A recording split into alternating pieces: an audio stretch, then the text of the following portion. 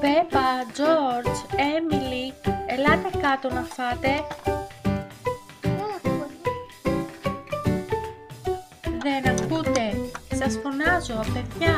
Ελάτε όλοι κάτω να φάτε. Το φαγητό είναι έτοιμο. Τι φαγητό μαγείρεψες στο μαχουνίτσα?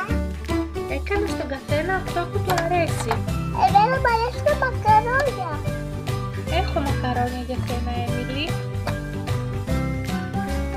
Εμένα μου αρέσει η φασολάδα.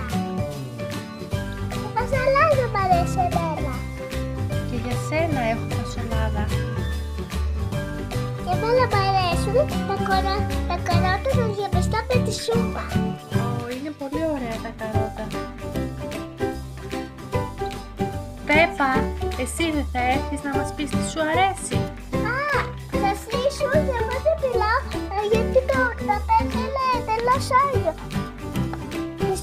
Σούζη, τι σ' άρεσε εσύ για φαγητό? Ρωτά η μαμαχουνίτσα.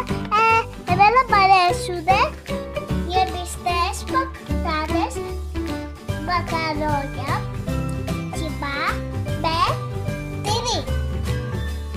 Ωραία. Ετοιμάζω τα πιάτα και σερβίρω.